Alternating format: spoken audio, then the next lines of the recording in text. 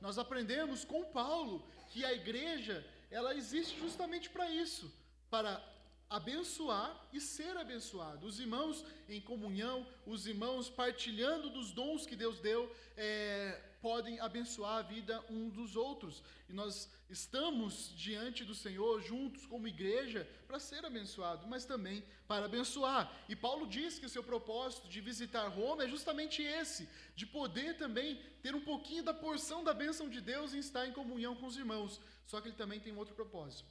E o propósito dele é ver se ele encontra, se ele consegue ali alguns frutos por meio do evangelho para aquelas pessoas que ainda não conheciam a Cristo. E ele queria aproveitar então para estar no meio dos irmãos ali e anunciar o evangelho aos gentios. E é nesse contexto, nesse panorama que eu dei aqui rapidamente, é que Paulo segue então esses versos aqui, esse texto que nós vamos ler e vamos expor. Então eu peço para você não fechar a sua Bíblia e acompanhar comigo, porque ele diz no verso 14: pois sou devedor tanto a gregos como a bárbaros, tanto a sábios como a insensatos. Então, meus irmãos, Paulo está dizendo aqui da sua condição. Olha a condição em que Paulo se encontra. Ele diz que ele é um devedor. E por que Paulo se considera um devedor? Porque Paulo, ele tem justamente dentro de si esse senso de dever, por causa do chamado que ele recebeu de Cristo Jesus. Deus tinha confiado a ele o evangelho para os gentios, a pregar, a anunciar. Deus tinha confiado a Paulo um tesouro que deveria entregar ao mundo inteiro, onde ele passasse, onde ele estivesse. Então, Paulo sempre se sentia devedor disso. Devedor de pregar e anunciar o evangelho. Ele não poderia reter esse tesouro que ele tinha recebido um dia de Deus. Ele precisava entregá-lo e entregar esse tesouro com fidelidade. Então, Paulo se sente devedor devido ao seu chamado divino. Devido ao fato de que Deus um dia o transformou, trouxe nova vida. O evangelho foi apresentado a ele por o próprio Cristo e agora ele se sente devedor. É como se ele dissesse aqui: ai de mim de não pregar o evangelho. Ele tinha um senso de obrigação do seu chamado. Ele tinha um entendimento que ele era obrigado, por ele dever a sua vida a Cristo Jesus. Nós vemos isso não só em Romanos, mas em 1 Coríntios 9,16, diz assim: se anuncio o evangelho, não tenho do que me gloriar, pois sobre mim pesa essa obrigação. Veja, não sou eu que estou dizendo que Paulo se sentia obrigado a pregar o evangelho. Ele mesmo dizia: eu não me vangloria de estar pregando o evangelho. Pelo contrário, não passa mais do que minha obrigação. É o meu chamado. Foi para isso que Deus me chamou, para anunciar. E aí ele fala: porque ai de mim se não pregar o evangelho. Ai de mim se não pregar o evangelho. Meus irmãos, que convicção de Paulo, não é mesmo? Será que a gente tem essa mesma convicção a respeito do evangelho? Ai de mim se eu não pregar o evangelho. Você pensa isso no seu dia a dia? Na sua caminhada, no seu trabalho, na sua escola, na sua faculdade, no Uber, onde você estiver. Ai de mim se eu não pregar o evangelho. Você pensa assim? Olha a convicção de Paulo aqui, meus irmãos, de ter sido transformado por Deus e se sentir na obrigação, no dever de anunciar o evangelho a todo custo.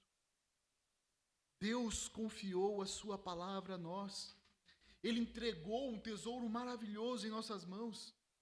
E nós precisamos anunciar esse tesouro. Nós precisamos anunciar essa boa notícia. O evangelho não é para ser retido, mas é para ser proclamado. A boa notícia é para ser anunciada ao mundo.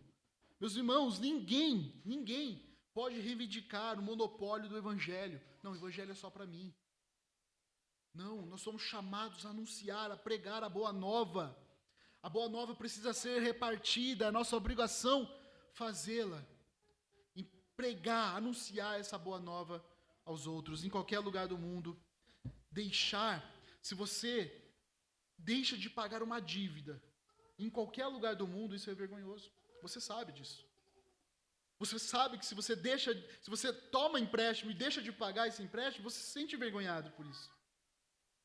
Você sente a vergonha de não conseguir pagar. Às vezes você não consegue, às vezes você não paga mesmo por displicência, enfim. Mas é vergonhoso.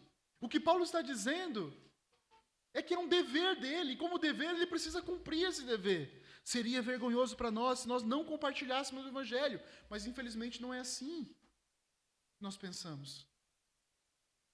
A gente sente mais vergonha de pregar o Evangelho do que não pregar o Evangelho. Como está na sua vida esse entendimento? Como está no seu coração esse entendimento? O que você sente mais vergonha? Você se sente envergonhado de não pregar o Evangelho? Você se sente mal por isso? Para Paulo é uma obrigação moral. Não é uma questão de sentimento, não é uma questão de preferência. Mas a pregação era parte da sua vida porque Cristo o transformou, Cristo o salvou. E ele diz ali, a gregos, a palavra grego aqui é helênicos, né? Tudo o que se entende como o governo, né, de Roma, tudo aquilo que estavam vivendo naquela época era chamado dos helenistas, né? O envolvimento que você tinha em falar a língua grega, se você, por exemplo, não falava o grego que era praticamente a língua mundial ali, se você não falasse, você era considerado um insensato, que aqui Paulo vai dizer. Ele está falando de gregos, né, helênicos, bárbaros, que são estrangeiros, ou seja, aqueles que não falavam grego. Ele fala de sábios aqui, que são os sofistas da época, e falam dos insensatos, ignorantes, desconhecedor. Quando a gente lê esse texto, a gente pode observar que aqui provavelmente é considerado uma espécie de paralelismo no grego. Paulo está usando palavras diferentes para dar o mesmo significado, né? Então, ele está dizendo gregos, e gregos está ligado aos sábios, bárbaros está ligado aos insensatos. Era essa visão que o povo de Roma, os gregos, tinham a respeito daqueles que não falavam grego, daqueles que viviam, que eram estrangeiros.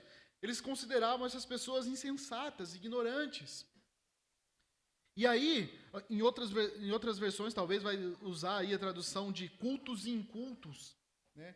Então, essa é mais ou menos a ideia que os gregos, que os romanos tinham, como era falado a respeito daqueles que não eram gregos. Mas o mais importante aqui, em outras palavras, que Paulo está dizendo é: a minha divina vocação é pregar o Evangelho tanto para gregos, para bárbaros, ou seja, para cultos, incultos, ou seja, era para todos.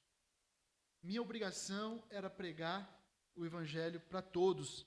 Eles precisavam também ouvir o Evangelho, seja grego, seja inculto, seja culto, independente. Ele precisava anunciar o Evangelho. E é por isso que ele vai dizer aqui na sequência que ele está pronto para ir para Roma. Ele está pronto para anunciar o Evangelho. Olha o verso 15. Por isso, quanto a mim, estou pronto a anunciar o Evangelho também a vocês que estão em Roma. E aí, meus irmãos, os dois versículos que nós vamos estudar aqui, eles são considerados pelos exegetas, pelos teólogos, praticamente um resumo de toda a carta de Paulo.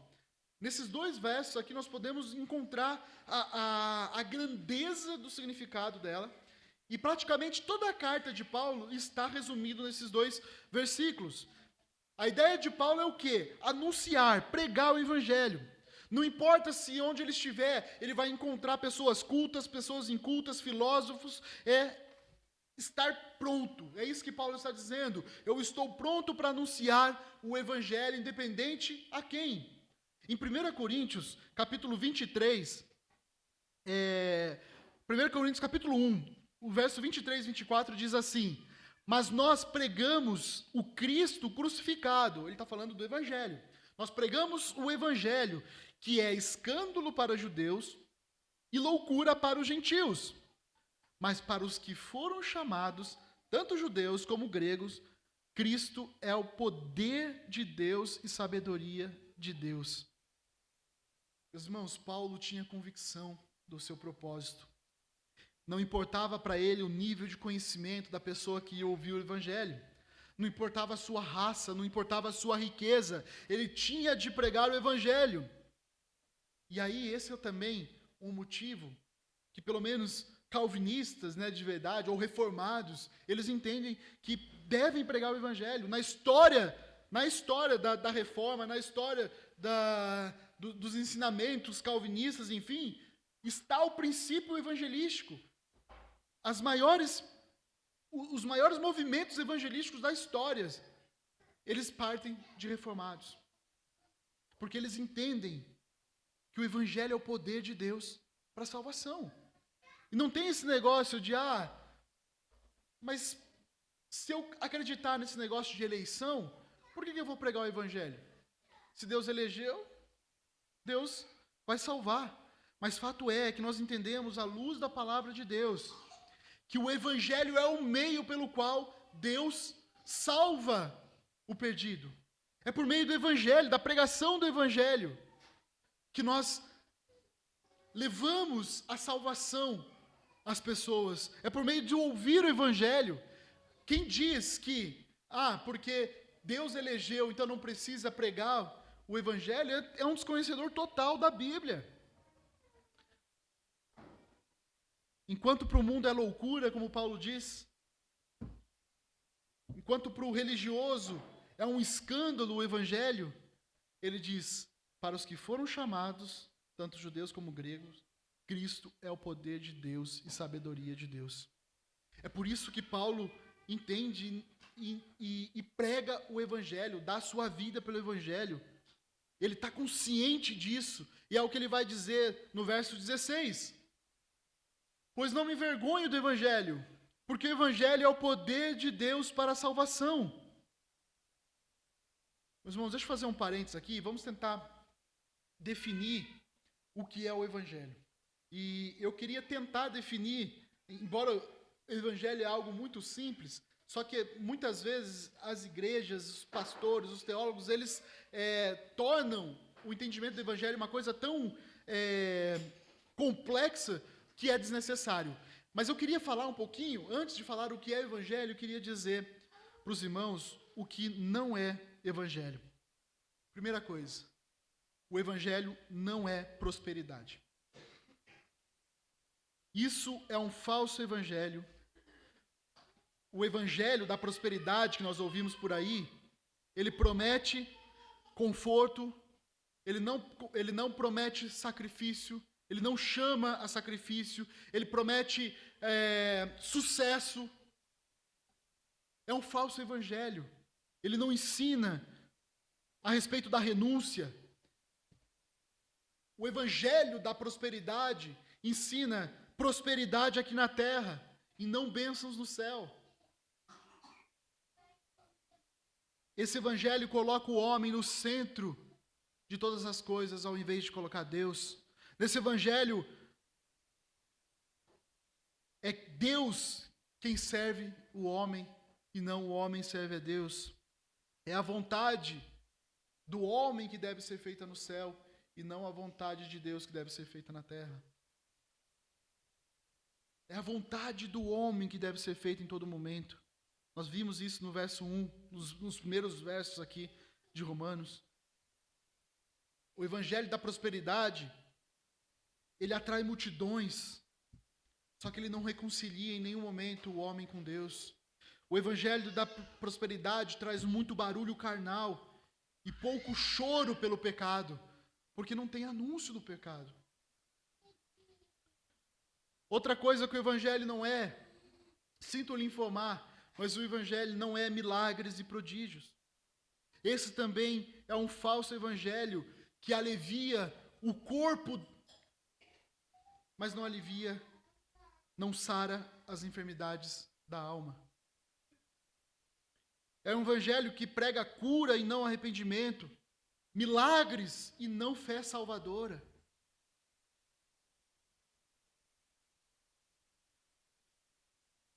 Os milagres, meus irmãos, podem abrir portas para o evangelho.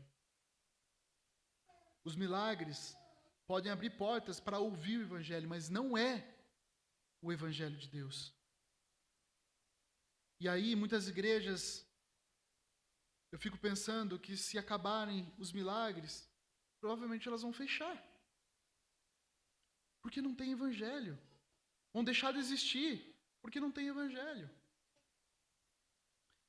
Se você observar, meus irmãos, presta bem atenção nisso.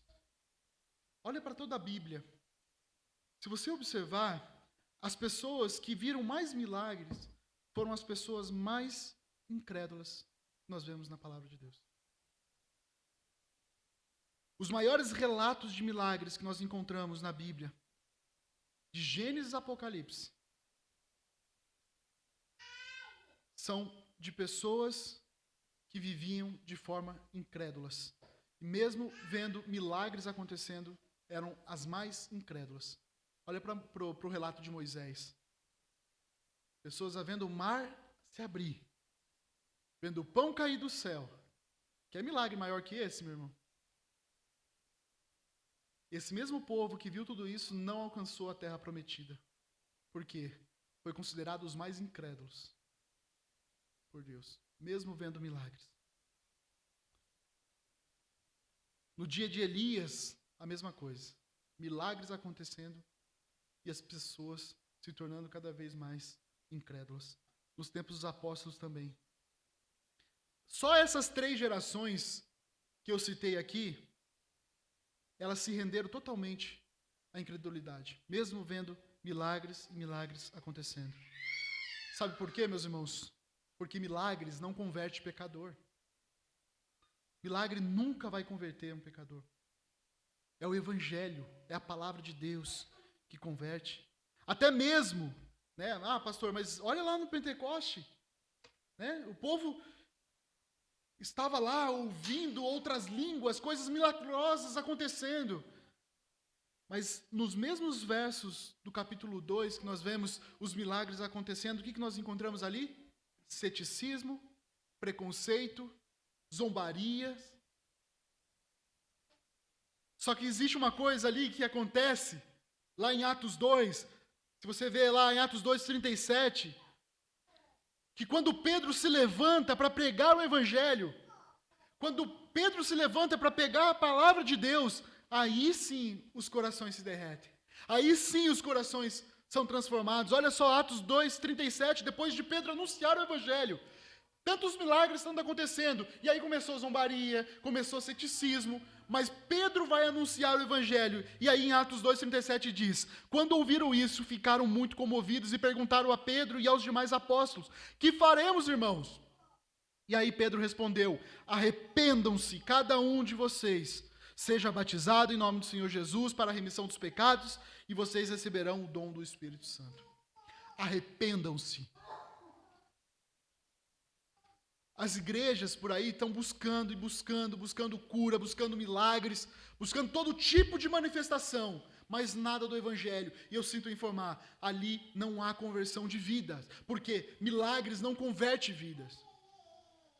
Somente o evangelho tem esse poder. A missão principal de Jesus aqui na terra não foi de só curar os homens, mas principalmente de anunciar o evangelho. De anunciar a ira vindoura de Jesus, de Deus. Não foi isso que Jesus falou? Olha, vamos pregar que os dias estão próximos. Pregue a respeito da ira vindoura, porque os dias estão próximos. Outra coisa que o Evangelho não é descompromisso com o senhorio de Cristo.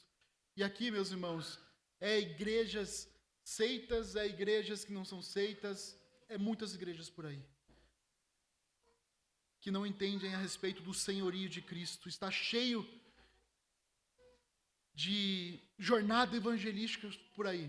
Igrejas fazendo viagens missionárias, muitos voltando com uma lista de convertidos, né, dizendo, olha, foram 30, 40 pessoas convertidas, muitos para se vangloriar e nem sabem o compromisso daquela pessoa, se realmente ela se comprometeu com Cristo, se ela está vivendo com Cristo, se aquilo foi verdadeiro.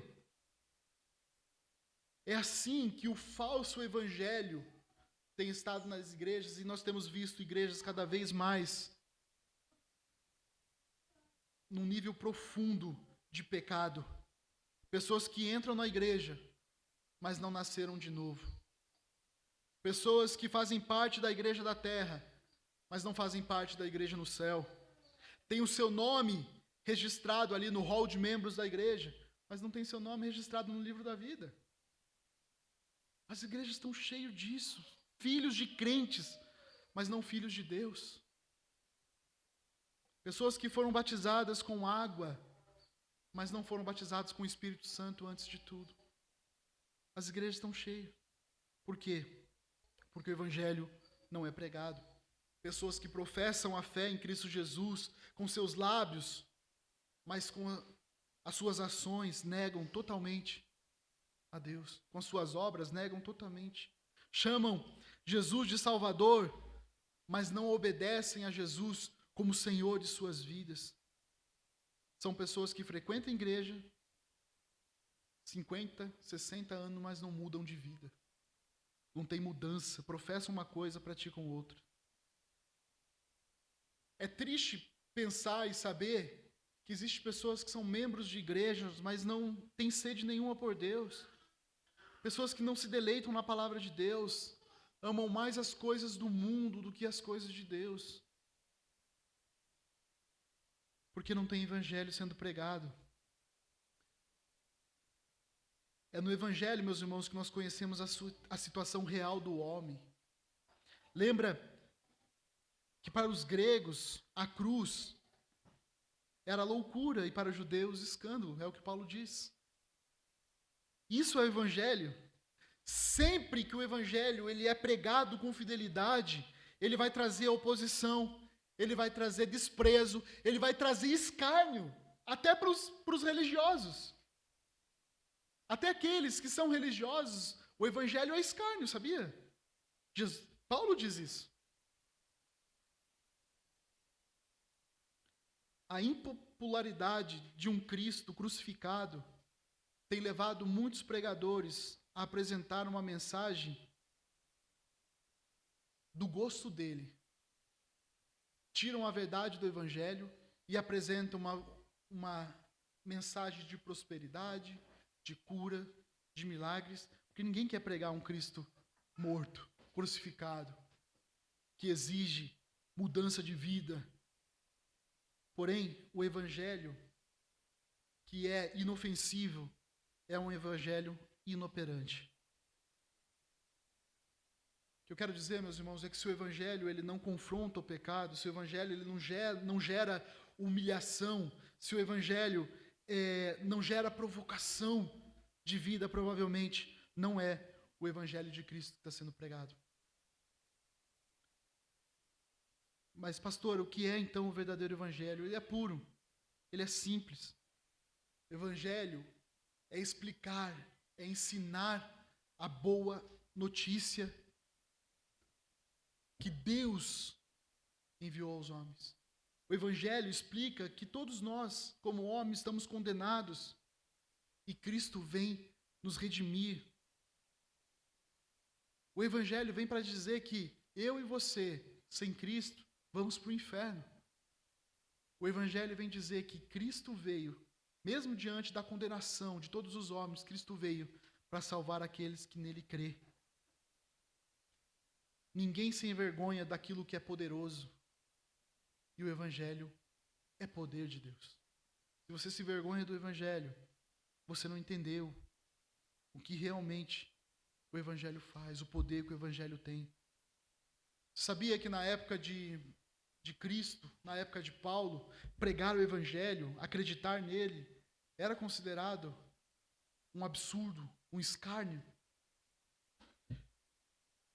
O evangelho sempre pregou sobre um carpinteiro judeu que morreu crucificado. Imagine isso para Roma. Primeiro porque os romanos, eles não tinham nenhum apreço pelos judeus. E Jesus era judeu. E segundo, que a forma mais desonrosa para você morrer era por meio de uma crucificação.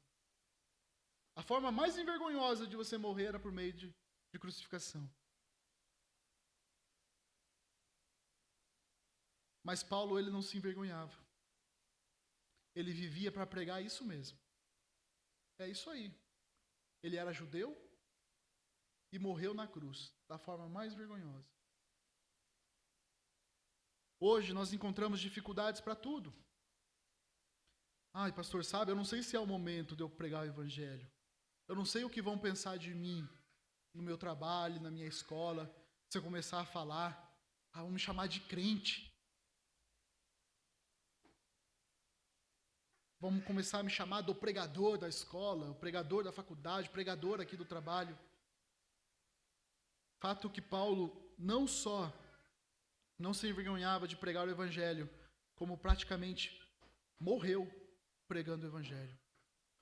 Meus irmãos, Roma tinha muitos deuses e Roma sustentava disso. Eles se ostentavam de tal forma que eles se vangloriavam de todas as riquezas que eles tinham, das gloriosas filosofias, do seu intelecto. E esse é o cenário em que Paulo diz que ele não se envergonha do evangelho. Só que fato é que Roma, de Nero, ali, foi sepultada junto com ele. Foi sepultado junto de um escombro, que hoje é um passado, mas o evangelho continua ressoando 2000 anos depois, trazendo efeito de vida, mudança de vida. A potência de Roma um dia acabou. Mas o evangelho continua ressoando. Esse é o poder do evangelho que Paulo vai destacar agora na sequência. Não me envergonho do evangelho, porque o evangelho é o poder de Deus para a salvação. Veja que Deus usa o evangelho. Deus usa essa ferramenta, é um instrumento para que o homem possa obter a salvação em Cristo. A palavra poder aqui, meus irmãos, se você gosta do grego, é dinamis. É a mesma palavra usada para dinamite. O que Paulo está querendo dizer é que o evangelho é o dinamite, é o que faz estrago na vida das pessoas. Roma sabia muito bem o que era ser poderosa, o que era ter poder. Aqui Paulo fala do evangelho, que é muito superior a isso. É o dinamite de Deus. O evangelho é a palavra eterna de Deus para a salvação eterna. Eu e você não estamos lidando aqui com uma mensagem fraca, mas com uma mensagem poderosa, que é o evangelho. O evangelho é o único poder capaz de salvar o pecador. Mas o que significa isso? Ser o único poder salvador. O que significa ser salvo? Significa ser resgatado. Se livrar da condenação eterna, do castigo eterno, da ira de Deus. Nós vamos falar sobre essa ira na próxima pregação. Mas o evangelho tem capacidade de tirar o homem da escravidão do pecado. Tirar o homem da morte eterna. A salvação conduz os homens a um estado de justiça, santidade, liberdade, de bênçãos espirituais, de comunhão com Deus. E olha o que Paulo vai dizer do poder do evangelho, por meio do evangelho. Ele é o poder de Deus para a salvação de quem? De todo aquele que crê, primeiro do judeu e também do grego. Esse é o poder do evangelho. Aquele que crê, aquele que aceita, aquele que entende e confia no evangelho, ele traz salvação para as pessoas. De todo aquele que crê, sem levar em consideração raça, nacionalidade, sexo, condição social, educação, cultura.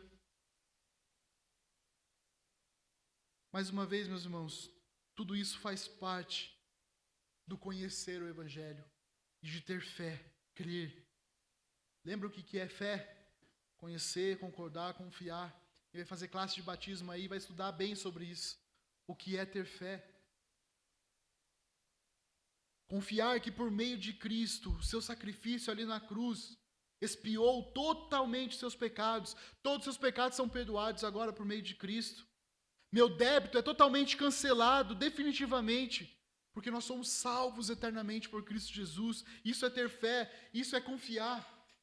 Paulo diz aqui do judeu primeiro e também do grego. Essa foi a ordem divina. Essa foi a ordem planejada. Nós não vimos no comecinho do capítulo 1, Paulo dizendo que o evangelho já estava sendo anunciado desde o Antigo Testamento? Desde o Antigo Testamento, os judeus já estavam ouvindo o evangelho. Por isso que Paulo fala aqui primeiro dos judeus. Eles já estavam ouvindo o evangelho, mas agora também aos gentios, aos romanos. Agora estava sendo anunciado a eles também o evangelho de Cristo. Mateus 10, verso 5, diz assim: quando Jesus pela primeira vez comissionou ali os discípulos, ele disse para eles: vão às ovelhas perdidas da casa de Israel, porque o evangelho estava sendo anunciado aos judeus, mas Paulo iniciaria seu ministério de pregar também aos gentios. E há uma razão para Paulo do porquê o evangelho precisa ser pregado, está aqui no verso 17. E é muito importante para nós entendermos não só o poder do evangelho, mas a razão do porquê nós devemos pregar o evangelho. Verso 17: porque a justiça de Deus se revela no evangelho.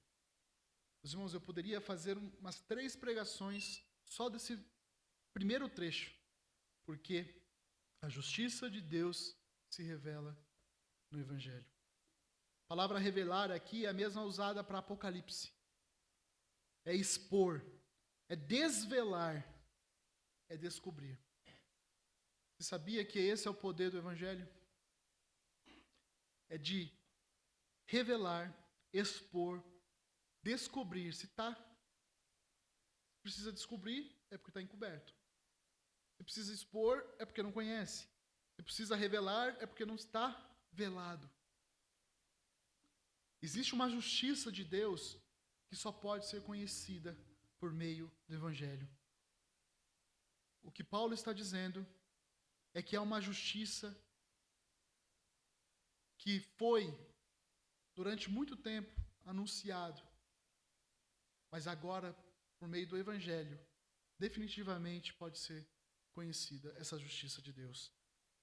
A forma de justiça ser feita para que haja livramento da condenação eterna, da condenação que é revelada desde Gênesis, porque todos pecaram, estão afastados de Deus, porque não há um justo, não há um sequer que queira Deus, todos estão condenados.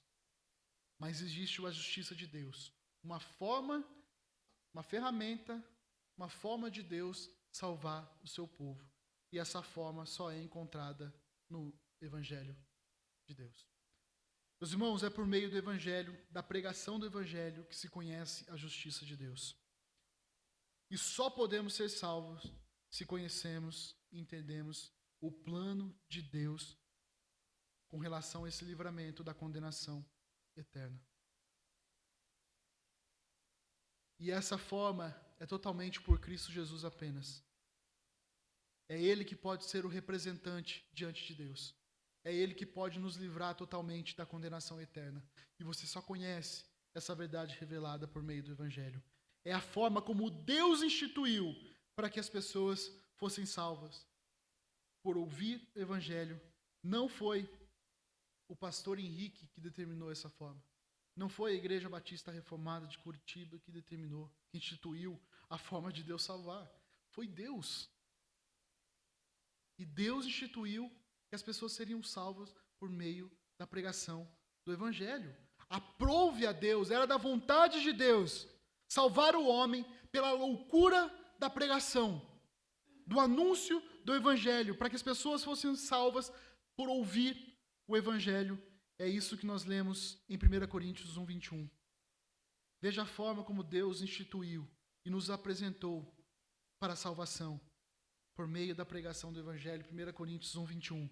Visto que, na sabedoria de Deus, o mundo não conheceu por sua própria sabedoria. O que Paulo está dizendo?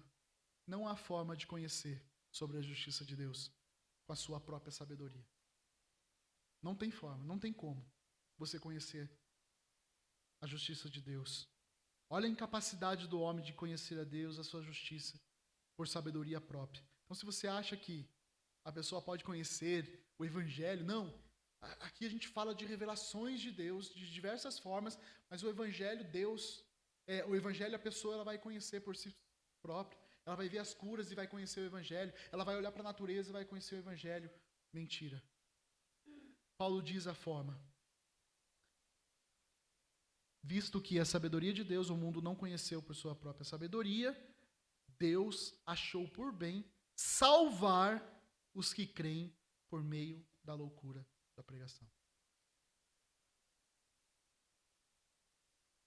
Não foi o pastor Henrique, igreja, que instituiu isso, meus irmãos. Deus decidiu que é dessa forma que as pessoas seriam salvas, por meio da pregação do Evangelho. E aí os irmãos não precisam ficar pensando, nas aldeias, naqueles lugares remotos que não se tem Evangelho, porque perto de nós, muitos não conhecem o Evangelho. Estão na nossa casa. São vizinhos nossos. Pessoas que precisam conhecer a justiça de Deus. Porque se não conhecer a justiça de Deus, vão confiar em outros tipos de justiça. Vão confiar em outras coisas. Vão confiar na salvação pelas obras. Vão confiar na salvação pelo batismo. Vão confiar na salvação pela instituição. Porque não conhecem o Evangelho. Porque para muitos ainda o Evangelho está encoberto. O Evangelho não está revelado. Porque não estão pregando. E estão confiando em justiças próprias. Só que quando conhecerem o Evangelho, vão descobrir a justiça de Deus, porque o Evangelho prega e anuncia a justiça de Deus. Que não é salvação pelas obras, mas, o que Paulo vai dizer aí na sequência do texto que nós estamos lendo? Salvação, justiça de Deus, que é conhecida de fé em fé. Essa justiça descoberta agora no Evangelho diz que a salvação, ela vem do início ao fim por meio da fé somente. O Evangelho estabelece uma condição clara para a salvação, somente pela fé em Cristo Jesus. Em nenhum momento no Evangelho vamos ver salvação por obras ou qualquer outra coisa. O Evangelho inteiro prega a salvação somente por Cristo. Nenhum momento no Evangelho você vai ver o Evangelho pregando que você pode obter créditos para a sua salvação. Somente pela fé em Cristo, como está escrito, Paulo diz, o justo viverá pela fé. O que Paulo está dizendo, aqui ele está citando Abacuque 2:4, que diz que o justo é salvo pela fé, que o justo ele vive pela fé, que o justo ele vence pela fé, que ele caminha pela fé, de fé em fé. É assim que se obtém salvação. É assim que nós somos salvos, pela fé em Cristo Jesus. Só poderá viver pela fé, só poderá ser salvo pela fé. Não existe duas formas de salvação, somente uma. E Paulo quer destacar, não existe duas formas, só existe uma. É somente pela fé. Seja do judeu, seja do gentil, só poderá viver pela fé. Fé em Cristo Jesus. Fé nas obras que Cristo Jesus fez, cumpriu. Fé somente em Jesus. Que Deus te dê fé suficiente para você abrir mão de qualquer coisa que você acredita ou acreditou durante muito tempo que traria salvação para a sua vida. Que Deus te dê fé suficiente para você depender totalmente dEle. Para você ter fé em Cristo Jesus, você precisa esvaziar completamente para receber tudo de Deus. Não existe Cristo mais alguma coisa. Não existe. A salvação somente por Cristo, fé somente em Cristo. Aquele que crê em mim já passou da morte para a vida. Aquele que crê em mim, somente em Cristo Jesus. Quero só resumir o que nós lemos hoje, trazer algumas aplicações.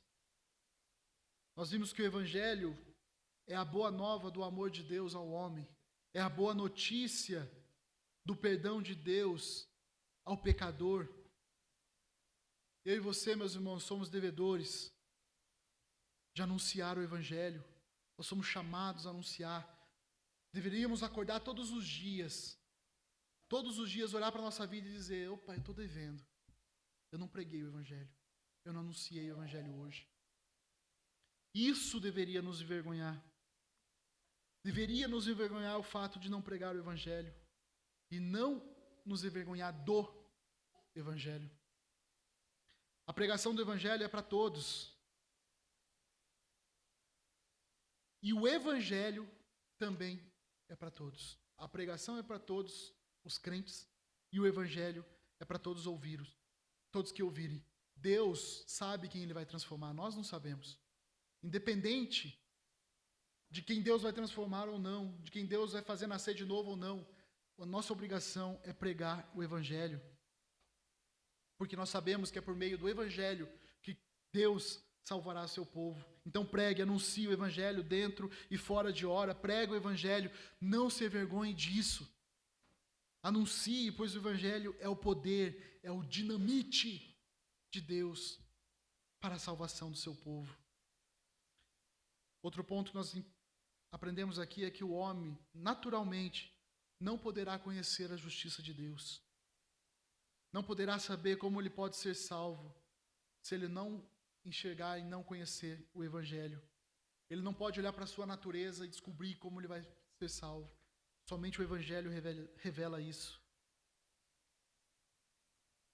Tudo o que nós temos e sabemos é da ira de Deus. Mas o Evangelho é a revelação de Deus de como o homem pode ser liberto da condenação eterna. Por isso, uma igreja que não prega o Evangelho não está expondo o meio pelo qual o povo de Deus pode ser salvo. Ele está fazendo tudo, a igreja está fazendo tudo, menos anunciar o mais importante. Pessoas sendo curadas, pessoas recebendo milagres, pessoas recebendo riquezas, mas não recebendo vida eterna, transformação de vida, porque o Evangelho não está sendo pregado. E um desafio para nós como igreja: não permita que a sua igreja não tenha a centralidade no Evangelho. Não permita que esse púlpito não pregue o Evangelho. Não permita que isso aconteça. Que o Evangelho sempre esteja à frente de tudo. Caso contrário, nós como igreja não estaremos cumprindo o nosso dever. E isso pode trazer juízo sobre a igreja do Senhor. Nós somos chamados a pregar e anunciar o Evangelho. E por fim, viva pela fé, de fé em fé. Se você defende as obras para a sua salvação, isso não é fé salvadora. Se você defende Cristo mais alguma coisa, isso não é fé salvadora. O justo, o que Paulo está dizendo aqui, o justo, ou seja, aquele que é salvo, só viverá eternamente, aqui e eternamente, apenas pela fé em Cristo Jesus. A salvação não vem pelas obras, é pela fé somente. Somente por meio da fé nós somos salvos. Foi lendo esse livro que Lutero percebeu o erro fatal de confiar a sua salvação pelas obras. Ele estava vivendo muitos anos da sua vida confiando nisso. Confiando que a sua salvação dependia de quem ele era, do que ele fazia. E aí ele disse, quando ele fez uma exposição desse texto, ele disse, nesse versículo: Deus não quer nos salvar pela nossa justiça, mas por uma justiça externa que não se origina em nós, mas que vem de fora de nós, que não surge em nosso planeta Terra, mas que vem do céu. Meus irmãos, isso é fato. Entenda, não há nada nesse planeta que possa te garantir ou te dar salvação. Vou repetir. Não há nada nesse planeta Terra que possa te garantir ou te dar salvação. Se a tua salvação está relacionada a alguma coisa, seja pequena ou grande, qualquer coisa desse planeta, você não entendeu o Evangelho. Porque não há nada. A salvação vem do céu e é de Cristo apenas. O salmista sabia isso, Salmo 3:8, do Senhor é a salvação. Em Atos 4:12 diz assim: e não há salvação em nenhum outro, porque debaixo do céu não existe nenhum outro nome dado entre os homens pelo qual importa que sejamos salvos. Não existe nada nessa terra que possa nos levar à salvação. Nada. Somente confiança, fé em Cristo Jesus. Amém? Vamos orar?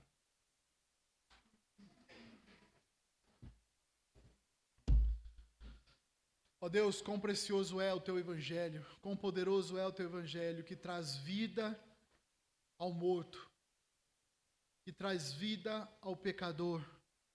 É por meio do Teu Evangelho que nós conhecemos a Tua justiça, a forma como o Senhor instituiu para salvar os pecadores, para livrá-los da condenação eterna. Primeiramente, Deus, nós te pedimos que o Senhor nos ajude a compreender o Teu Evangelho e nos ajude a confiar somente no Senhor. Se há alguém aqui, Deus, que estava confiando em obras, que estava confiando em alguma justiça própria, Deus, em nome de Jesus, que o Teu Evangelho convença essa pessoa da salvação somente pelo Senhor. Que essa pessoa venha crer e confiar somente a Ti.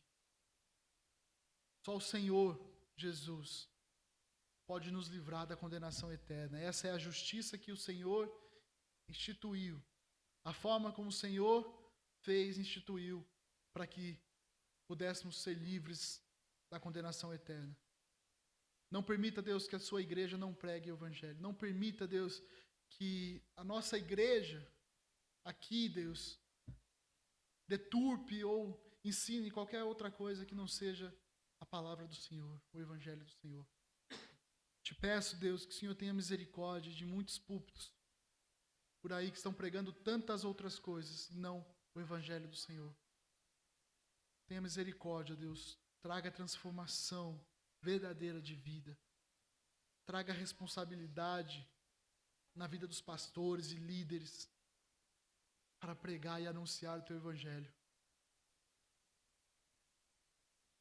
Essa é a ordenança do Senhor para o Teu povo, que é transformado pelo Evangelho.